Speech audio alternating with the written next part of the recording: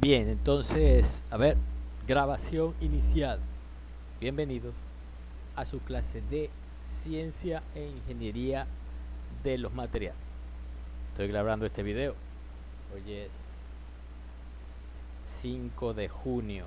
Bueno, sí, obviamente, la clase se va a transmitir un poco después. Ya, repito, no era mi intención hacerlo así. Ok, para la clase, mi intención era que las interacciones y entre los estudiantes y los profesores se dieran en tiempo real, pero no sé. Creo que no se pudo. Bueno, es una pena. Pero bueno, para no perder el tiempo, voy a estar grabando aproximadamente una hora de clase y si me lleva más tiempo, haré otro video para que lo vean. Entonces pondré parte uno, parte 2, etcétera, etcétera. No sé, depende de cuánto me lleve. Bien, entonces, ay, espero que se esté grabando todo. Audio y toda vaina. Perdón. Qué palabrota. Ni modo. Bien, entonces, ¿dónde fue que nos quedamos? ¿Dónde nos quedamos? Voy a compartir mi pantalla completa.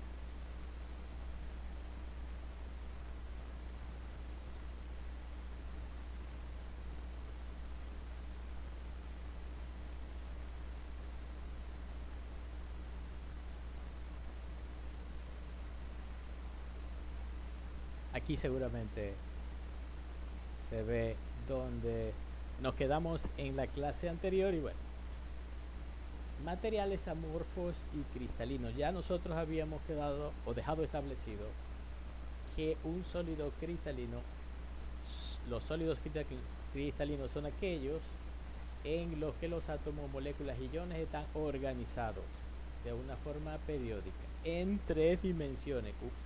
Aquí nosotros vamos a ejercer nuestra más grande imaginación para poder ver los objetos 3D. Las posiciones ocupadas siguen una ordenación, o mejor dicho, siguen un orden. ¿Qué es eso de ordenación? Siguen un orden que se repite para grandes distancias atómicas, por lo que se considera de largo alcance. Habíamos visto ese ejemplito que era el cloruro de sodio, en donde el cloruro era las bolitas rojas y el sodio las verdes. Por supuesto que en el caso de los sólidos iónicos esto tiene que pasar, que el orden al mismo tiempo debe respetar la atracción, la ley de atracción de las cargas. Cargas opuestas se atraen, cargas iguales se repelen. Por lo tanto, no puede haber, repito, no puede haber dos átomos del mismo signo, es decir, dos átomos rojos o dos átomos verdes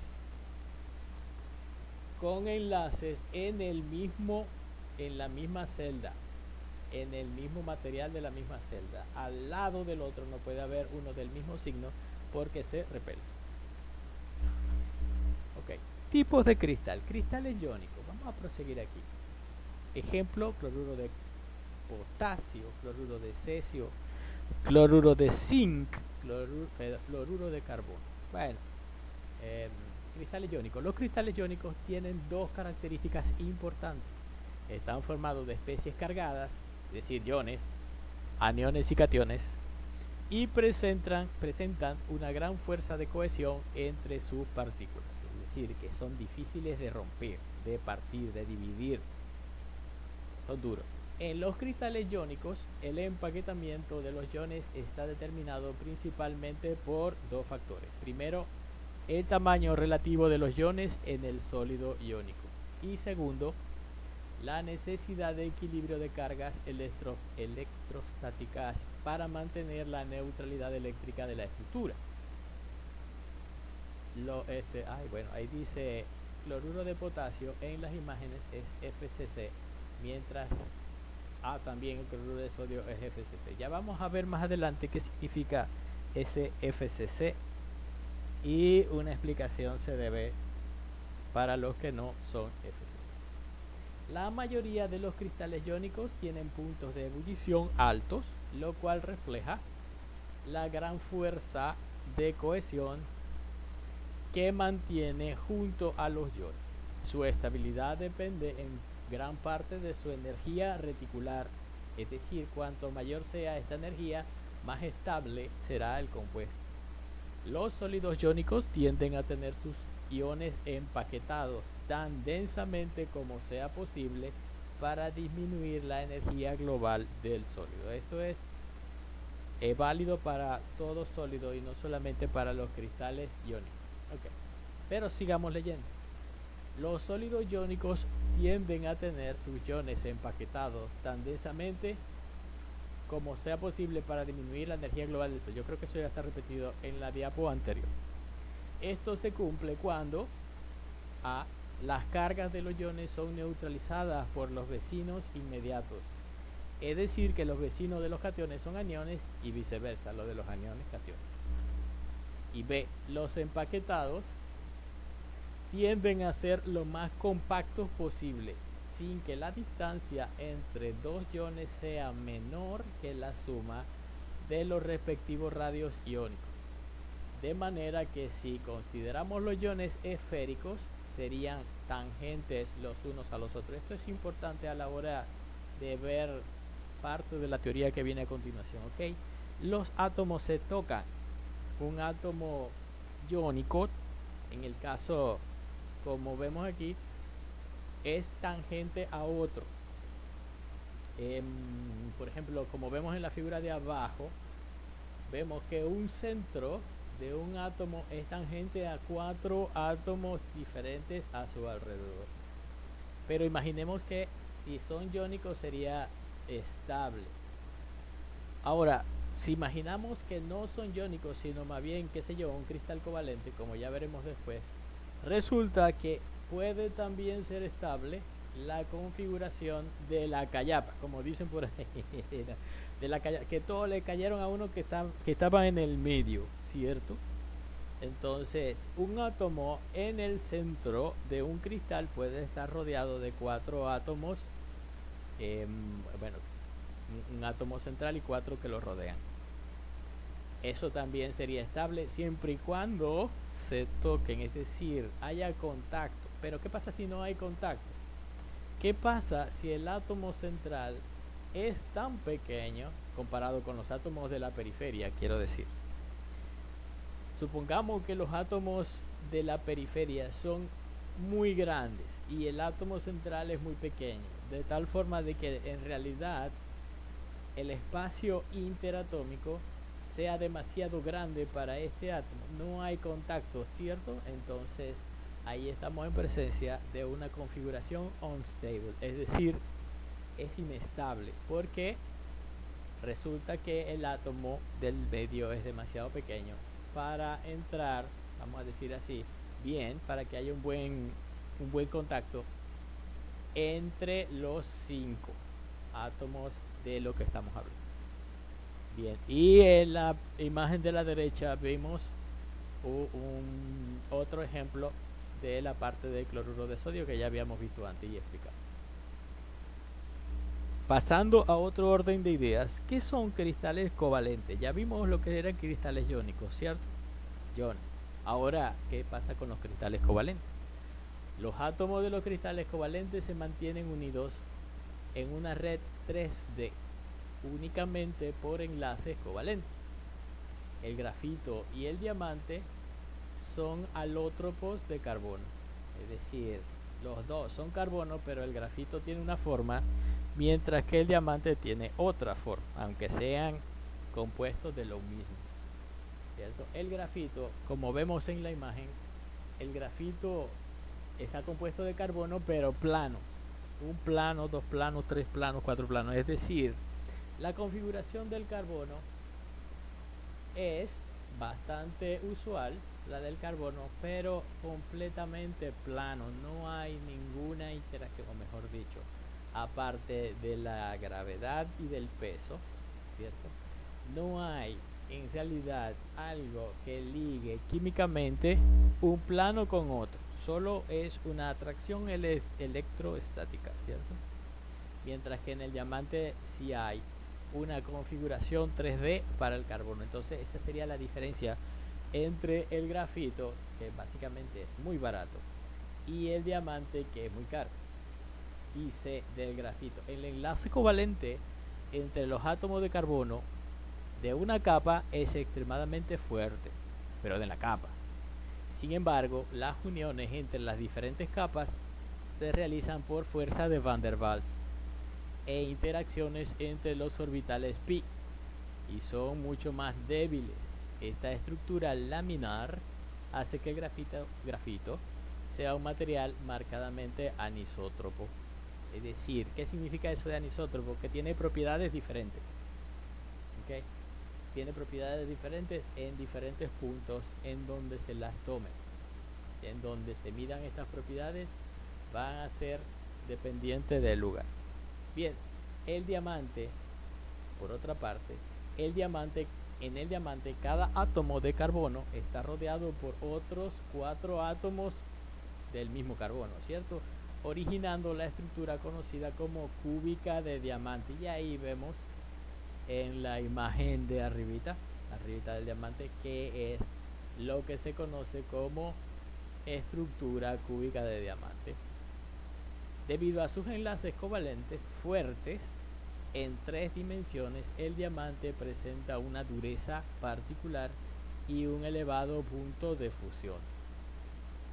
Un ejemplo también parecido al diamante es el del cuarzo. Ya va. Me quiere sacar de... Que si yo sigo aquí, no, que me quedo aquí. me disculpan. Bien, sigamos. Estoy presentando la pantalla completa. Listo.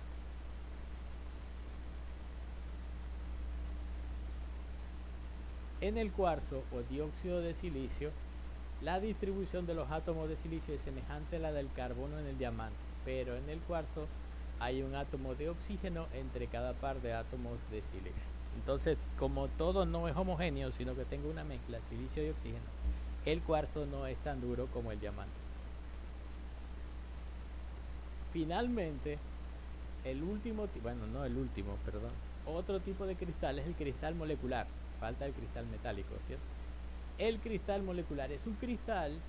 En un cristal molecular, los puntos reticulares están ocupados por moléculas que se mantienen unidas por fuerzas de Van der Waals y o de enlace de hidrógeno. Ustedes saben ya que las fuerzas de Van der Waals y los puentes de hidrógeno son en realidad enlaces intermoleculares que son débiles. Por lo tanto, los cristales moleculares, olvídense de que van a ser fuertes como un diamante.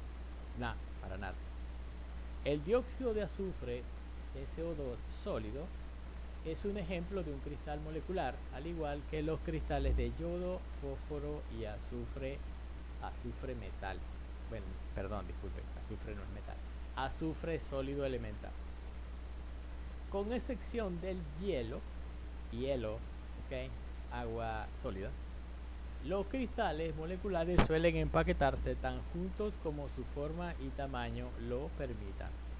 Eso es típico para la mayoría de los cristales, excepto para el hielo. Debido a que las fuerzas de Van der Waals y los enlaces de hidrógeno son más débiles que los enlaces iónicos o covalentes, los cristales moleculares suelen ser quebradizos y en su mayoría se funden a temperaturas menores a 100 grados centígrados. Ejemplo, ahí veo en las figuras de la izquierda yodo ortorrómbico, también al centro fósforo monoclínico y a la derecha azufre también ortorrómbico. Finalmente, ahora sí, los cristales metálicos. La estructura de los cristales metálicos es más simple porque cada punto reticular del cristal está ocupado por un átomo. Sus propiedades varían de acuerdo a la especie. ¿Okay? Perdón, disculpe. Esa es la diferencia con los cristales moleculares. ¿Okay? En los cristales moleculares, las celdas están unidas por fuerzas de Van der Waals y puentes de hidrógeno. En los cristales metálicos, en cada punto reticular hay un átomo de verdad, un enlace de verdad, no un juguetico de Van der Waals. Entonces, nada que ver. Los cristales metálicos son mucho más duros y más resistentes que los moleculares. Sus propiedades varían de acuerdo a la especie y van desde blandos a duros y de punto de fusión bajo a alto, pero todos en general son buenos conductores de calor y electricidad.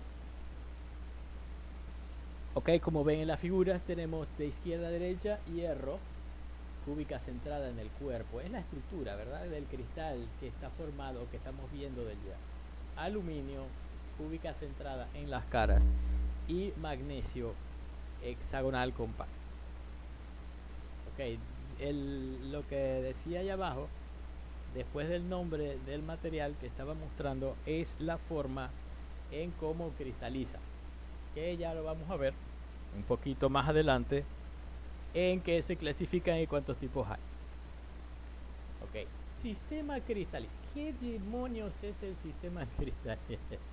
Patrón tridimensional de átomos o dimensiones y características específicas.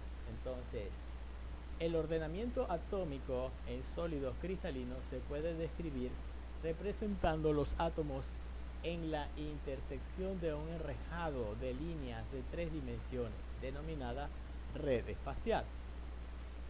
¿Cuál es la importancia? Bueno, la importancia de esto es que determina tres cositas: el empaquetamiento atómico, la densidad del ojo, la densidad calculada. ¿Okay?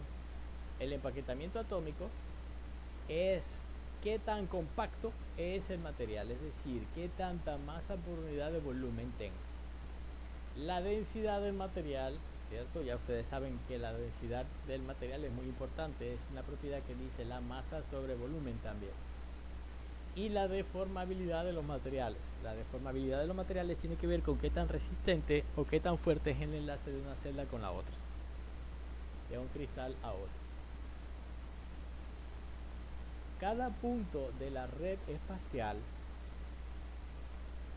ok, acabo de definir qué es la red espacial, ¿cierto? Un enrejado. Cada punto de la red espacial tiene un entorno idéntico, por lo que puede describirse identificando la posición de los átomos en una celda unitaria. Uy, ya va. Me acabo de dar cuenta que estoy grabando con volumen al 50. Voy a empezar a grabar. Voy a empezar ahora a grabar con volumen al 100%, a ver cómo nos va, y espero que mejore el sonido. Celda unitaria. ¿Qué es una celda unitaria?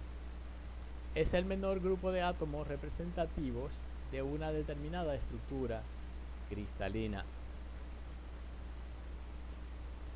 conservando las características generales de la red. Tenemos representación gráfica de un sólido cristalino en la imagen de la izquierda. En la imagen de la derecha es la misma celda de la izquierda, pero magnificada, haciéndole un zoom, ¿cierto? Y cada átomo queda representado como una esfera rígida, o mejor dicho, si el átomo está representado por una esfera rígida, dentro de la celda habrá solo secciones de átomos, ¿cierto? O que, por ejemplo, la mitad de un átomo pertenece a una celda, mientras que la otra mitad del átomo pertenece a la celda contigua. Ya sea que la celda esté arriba o abajo, o a la derecha o a la izquierda, o al frente o atrás. Piense que en los vértices de la celda no hay un átomo, sino que hay como una especie de cuartilla. En realidad es un octavo de átomo, ¿cierto? Un octavo de átomo. Y como en una figura cúbica hay 8 vértices, 4 arriba y 4 abajo, ¿cierto? Entonces en cada vértice habrá un octavo de átomo, y en total, solamente por los vértices, si yo sumo 8 por 8, 8 por 8 no, perdón, un octavo por 8 me da 1.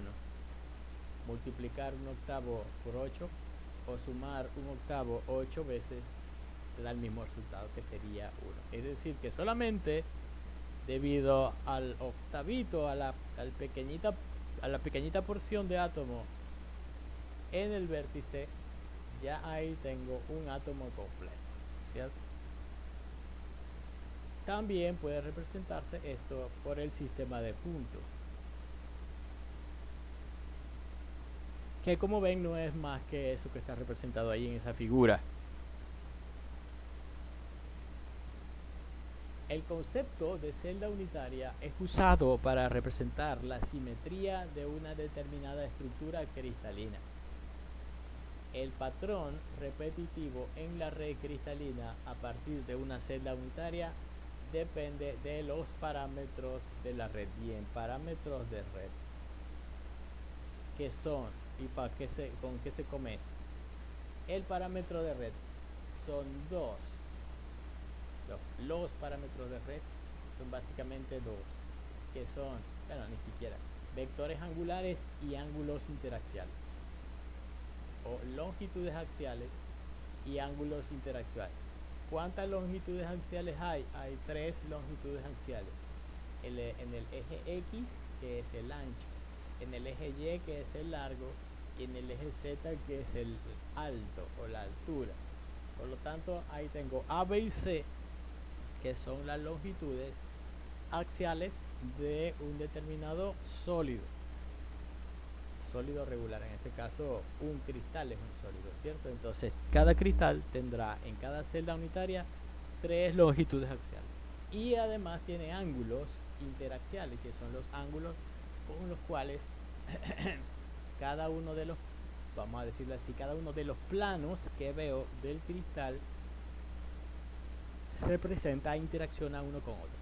Son tres ángulos: alfa, beta y gamma, ¿cierto? En donde alfa es el ángulo YZ, es decir, del plano posterior. Beta es el ángulo XZ del plano lateral, y gamma es del plano XY, que es el plano basal. Entonces, alfa, plano posterior; beta, plano lateral; y gamma, plano basal. Ya había dicho que era el plano basal. El plano basal es el plano que representa las tapas y el fondo, o sea, arriba y abajo. El plano posterior es aquel que representa las tapas de adelante y de atrás. Y el plano lateral es el que representa las tapas de la derecha y de la izquierda. Nota importante: la necesidad de utilización de estos parámetros está en función del tipo de celda unitaria que se presenta. Por ejemplo, para un sistema cristalino cúbico, basta con especificar la longitud de uno de sus lados, ya que se supone, ¿verdad?, entre comillas, que las longitudes de los cubos son las mismas, y los ángulos de los cubos también son iguales a 90 grados. ¿Cierto? Cualquiera de ustedes sabe lo que es un cubo. Un cubo tiene todos sus lados iguales y tiene todos sus ángulos iguales e igual a 90 grados. Bien. Especificando valores para A, B y C y para alfa, beta y gamma, se producen celdas unitarias de diversos tamaños y formas. Solo existen 7 tipos de celdas unitarias, que eso es lo que nosotros denominamos el sistema cristalino. El primer tipo es el sistema cúbico. Luego, obviamente ya ustedes saben, el sistema cúbico, todos los lados A. Todos los lados son iguales, por lo tanto no tengo nada de qué preocuparme aquí. El otro sistema es tetragonal. En el sistema tetragonal tengo dos lados iguales, A, pero el otro lado es diferente, C. En este caso, a esto le podemos decir no que es un rectángulo. Discúlpame, eso no es un rectángulo. Lo que tiene como rectángulo son los planos frontal y posterior. Esos sí son rectángulos, pero también tiene cuadrados, ¿cierto?, que son los planos basales. El fondo y la tapa son cuadrados, mientras que los laterales, en el tetragonal me refiero, los laterales son rectángulos y el frontal y posterior son también rectángulos. Bien, hablemos ahora del sistema ortorrómbico. En el sistema ortorrómbico, disculpen, ninguno de los lados son iguales y todos los ángulos son iguales. Dios mío. El sistema ortorrómbico A es diferente de B, es diferente de C. Es decir, que ahí no hay ningún cuadrado. Todos son rectángulos. Sería ortorrómbico. Ahí hay un pequeño error. En donde dice hexagonal. En realidad eso es solo una pequeña parte. Una parte del sistema hexagonal. Porque obviamente el sistema hexagonal es un hexágono, ¿cierto? Entonces, eso que a ustedes parece que les aparece como si, sistema hexagonal, hay que arreglarlo. Por favor, arreglen eso. Y el sistema hexagonal, perdón, el sistema hexagonal serían eso multiplicado por 6, es decir, 6 veces eso. Bueno, ya hablaremos un poquito más de lo del sistema hexagonal cuando veamos una imagen del hexagonal. Y les recordaré esto si es un hexágono. Ok. Siguiente tipo de celda en el sistema cristalino, el monoclínico. Bien. El monoclínico se parece al ortorrómbico, pero en el ortorrómbico todos los ángulos son iguales e iguales a 90, mientras que en el monoclínico hay un ángulo que no es 90, el ángulo beta, ¿cierto? Es el ángulo que determina la posición del eje de la altura. Ok. El siguiente modelo de celda unitaria en el sistema cristalino es el modelo triclínico. ¿A qué se refiere con el modelo triclínico? Bueno, también se parece al ortorrómbico, pero ya tengo dos ángulos que no son iguales a 90 grados. Dos ángulos sería el ángulo alfa y el ángulo beta, aunque el ángulo gamma no se sabe. Aquí por lo menos en la figura no se ve bien, pero probablemente no sea tampoco bien. Finalmente, el último modelo cristalino es el romboédrico, en donde todos los lados son iguales, o sea que se parece al cúbico, ¿cierto? Todos los lados son iguales, pero los ángulos no son de 90 grados. De hecho, creo que ninguno es de 90 grados. Habría que chequear si es cierto que un cristal romboédrico no tiene ángulos de 90 grados. Vamos a ver. Aquí una tabla resumen de las características de los 7 sistemas cristalinos y vemos lo siguiente: cúbica, todos los lados iguales, todos los ángulos de 90. Tetragonal, dos lados iguales y uno diferente, y todos los ángulos de 90. Ortorrómbica, ninguno de los lados son iguales, pero todos los ángulos son de 90. Hexagonal, solo dos lados iguales, uno diferente, y dos lados de 90 y uno de 120 grados. La romboédrica, todos los lados iguales, pero solamente tengo alfa y beta y gamma diferentes, ¿sabes? Diferentes de 90. La monoclínica, ninguno de los lados es igual y solamente dos ángulos valen 90 y el otro no sabemos cuánto. Okay. Y finalmente la triclínica. Ahí hay un error también, disculpen, en la hexagonal, ¿cierto? Porque aparece que hay eso no es un hexágono, ¿cierto? Bueno, la triclínica, discúlpenme, regresando, en el modelo triclínico, ninguno de los lados son iguales, ninguno de los ángulos es de 90 grados.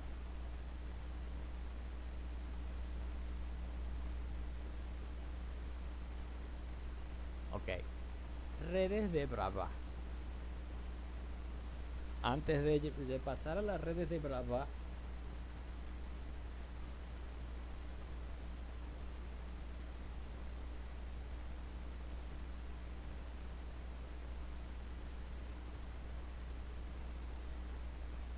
ok, quiero quiero hacer un pequeño ejercicio con ustedes. Ok, em,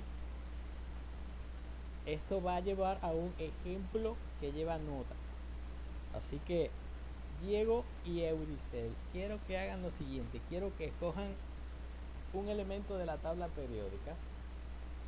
Escójanlo, piénsenlo. Escójanlo, piénsenlo. Ah, ¿lo tienen ya? Ok. Después, cuando vean este video, por favor, indíquenme cuál elemento de la tabla periódica fue el que escogieron.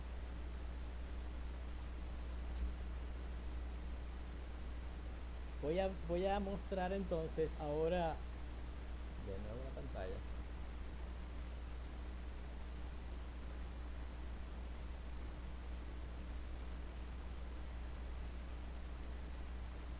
Y creo que sí se ve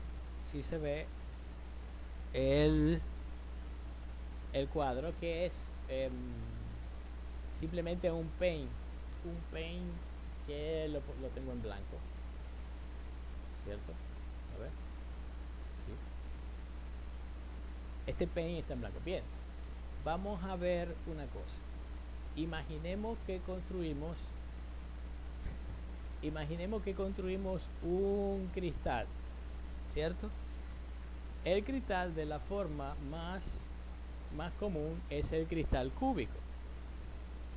Bien, aquí tengo un cubo.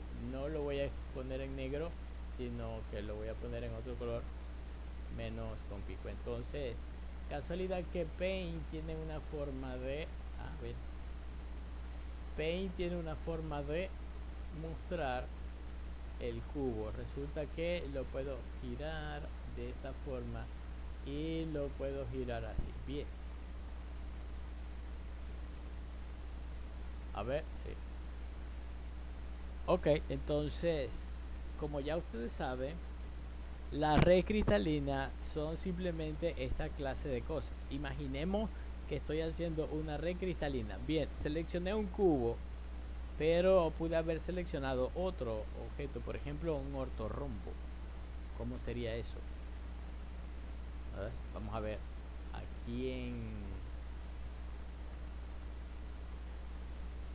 cúbicos, piense que puedo seleccionar así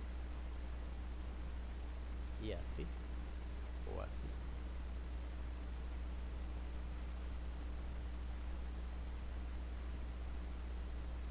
Qué tan largo lo puedo saber, qué tan ancho, qué tan alto también lo puedo seleccionar y qué tan...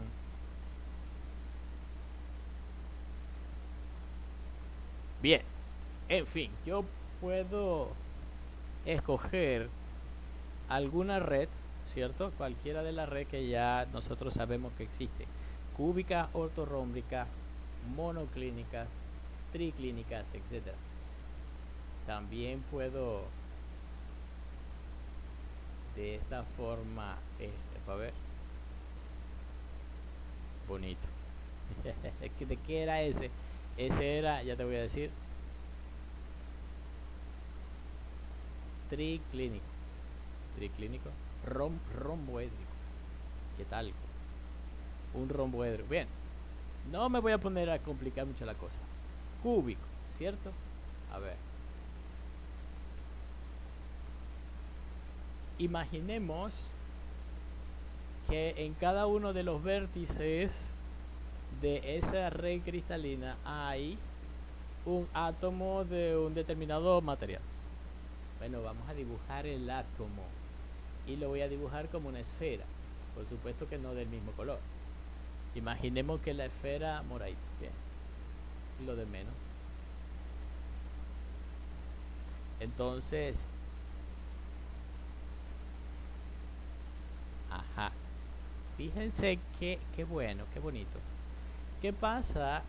¿Qué pasa si la esfera está en el vértice? Yo quiero esta esfera en este vértice. Mire que cuando trato de meterla dentro de esta figura 3D, vamos a ver. Yo quiero la esferita que se cruce en el vértice, es decir, aquí. ¿cierto? No la quiero toda por dentro. Vamos a ver si puedo disminuir el tamaño de esto aquí.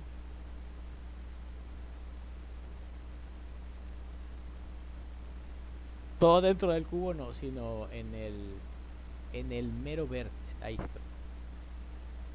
A ver si estoy en el vértice. Parece que sí. Y, a ver, copiar. Copiar y pegar. Y aquí tengo... Ahí está.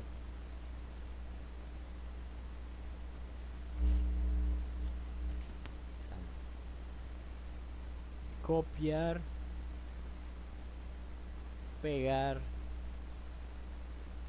Mover. Y posicionar en el vértice opuesto. Allá. De este lado. Aquí está. Luego pegar. Y yo quiero esta esfera posicionada. A ver.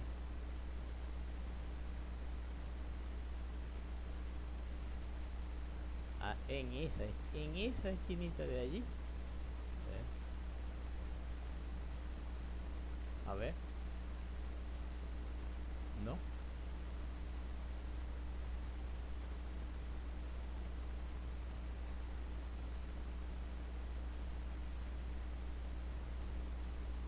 Finalmente la última esfera la voy a posicionar atrás. A ver. Aquí. Ok. Bueno, ahí más o menos.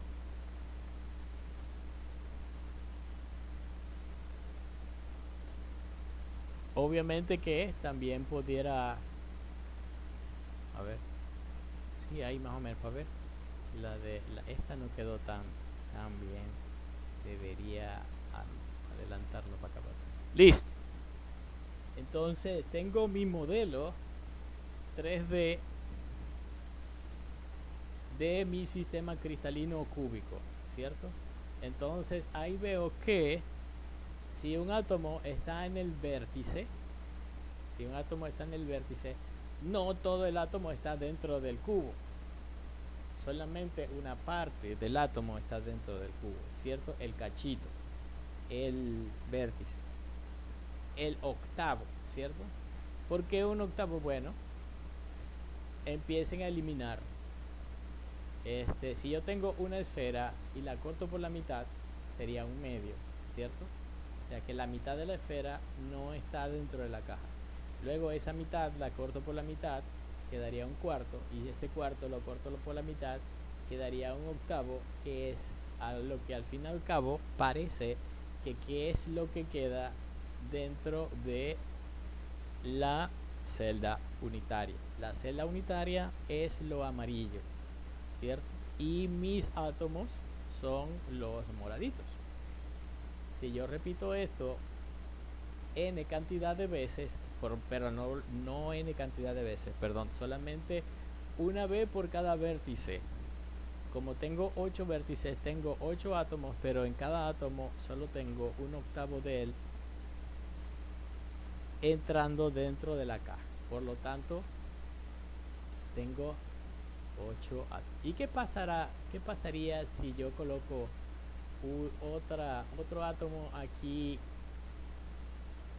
o aquí, o aquí, en el medio de la cara? Bien, resulta que así como está, se llama cúbica simple, o la estructura, el nombre de la estructura es cúbica simple, porque no tengo más nada, tengo simplemente átomos en los vértices. Pero si además de eso tengo un átomo en el medio de la cara, allí, fíjense cómo se vería eso, a ver, ¿no?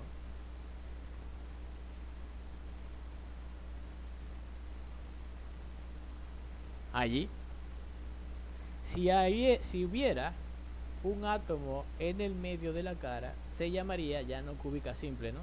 Sino cúbica centrada en la cara. Cúbica centrada en la cara. ¿Y qué pasaría si este átomo no estuviera en la cara, sino ¿qué pasaría si estuviera en el medio del cristal? En el medio del cristal no se vería, ¿cierto?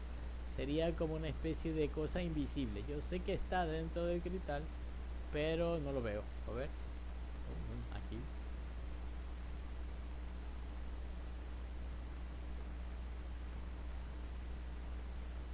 Va, se me, se me fue la cosa. A ver, ahí está. Eso sería cúbica centrada en la cara, pero la otra forma sería cúbica centrada en el cuerpo, ¿cierto? Entonces, tengo varias. Vamos a guardar esto.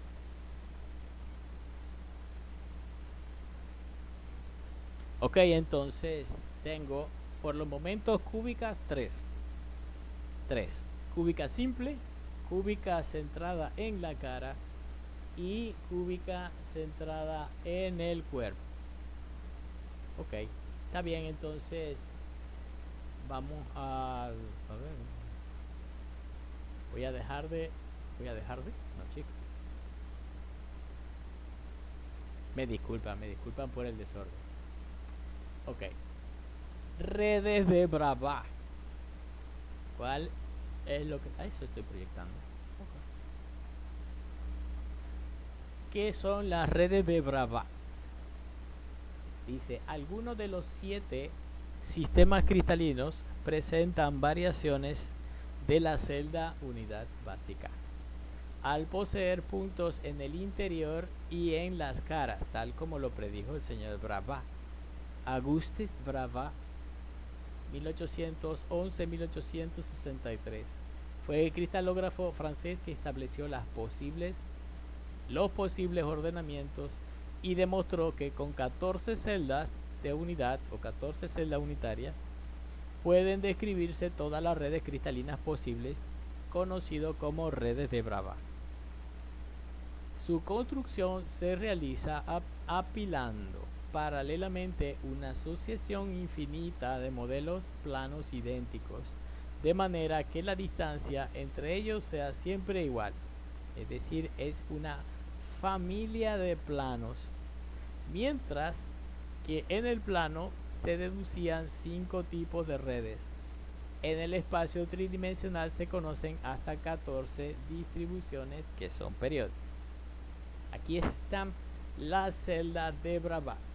Por ejemplo, en la cúbica de la forma cúbica tenemos la forma cúbica P, ¿sí? Arriba en la figura, arriba a la izquierda, cúbica P, cúbica I y cúbica F, en donde la cúbica P es la cúbica simple, la cúbica I es la cúbica con un átomo del material en el centro del cristal, llamada también cúbica centrada en el cuerpo. Y la cúbica F es otra forma de cúbica, pero tiene átomos en las caras. Entonces, como ven, tiene átomos adicionales. La cúbica F tiene un átomo en cada una de las 6 caras del cubo, también conocida como cúbica centrada en las caras. También en la figura arriba a la derecha vemos la forma tetragonal.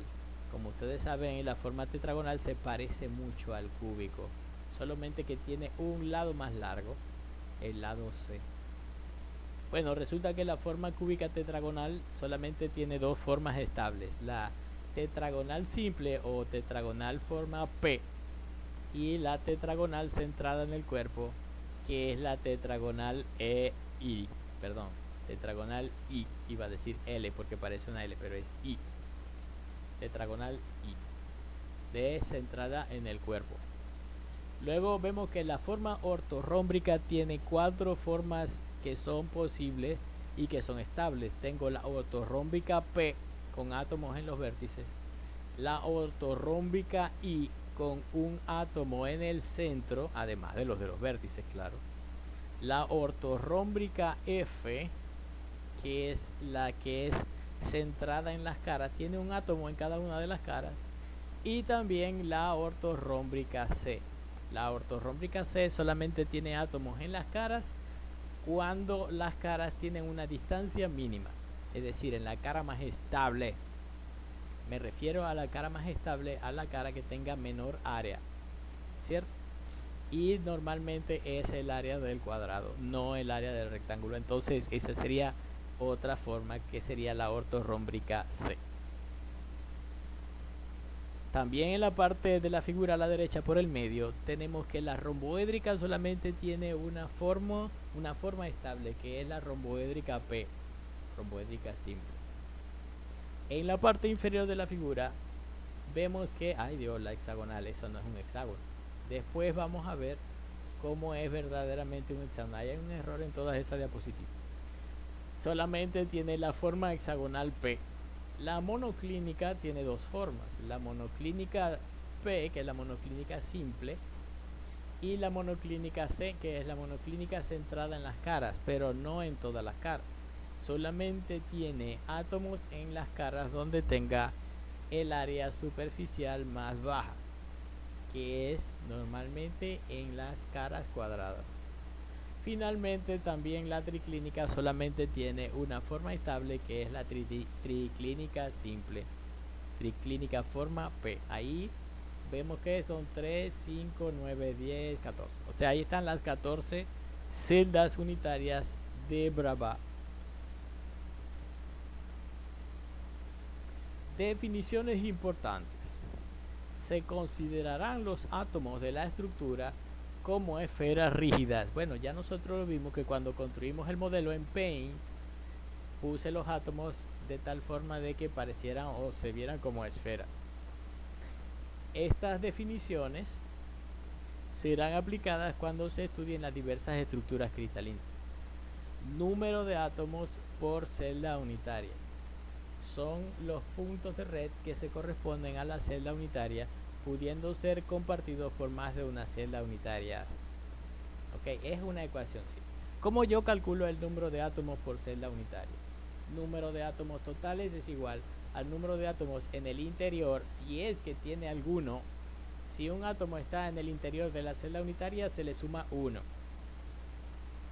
Más NC sobre 2, donde NC es el número de átomos en las caras de la celda unitaria, si es que tiene alguno, ¿cierto? Número de átomos en las caras. Por ejemplo, si es un cúbico centrado en las caras y tiene 6 caras, por lo tanto tiene 6 átomos. Entre 2, eso me da un 3. Quiere decir que un cúbico centrado en las caras tendrá número de átomos en el medio, ninguno. Número de átomos en las caras, 6. Entre 2, 3.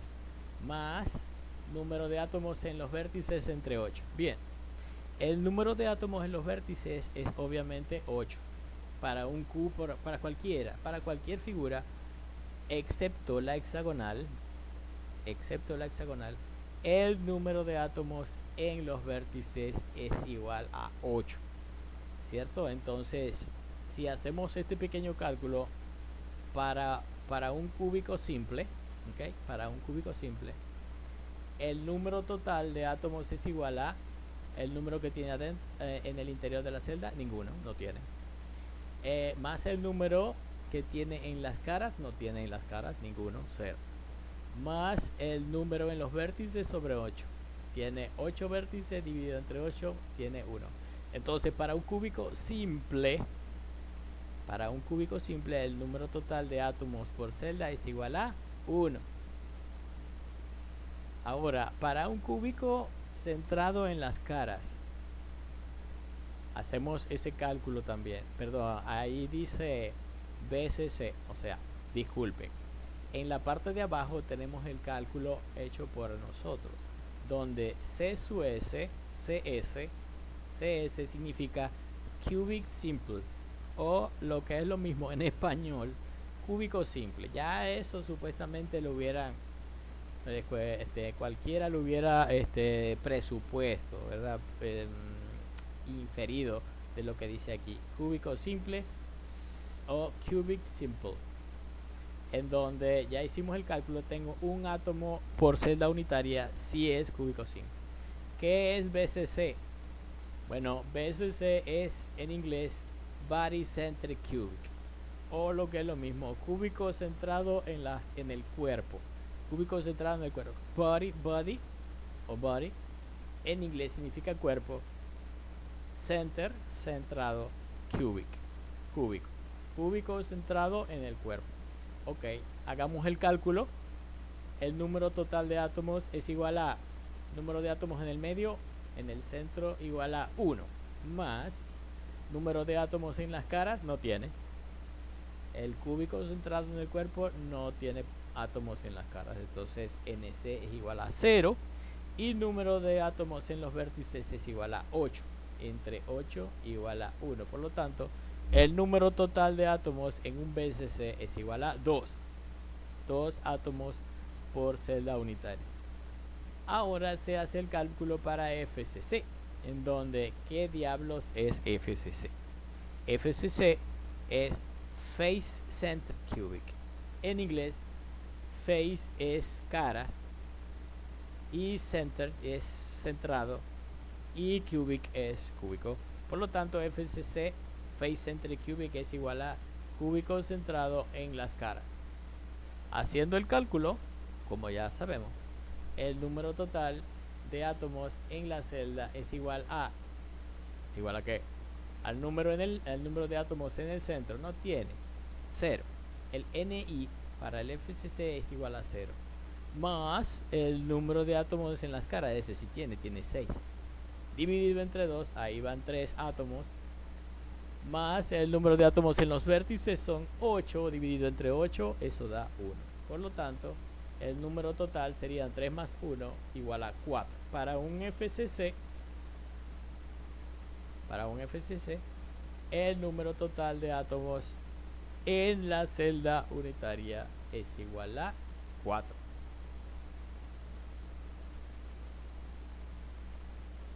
Ok.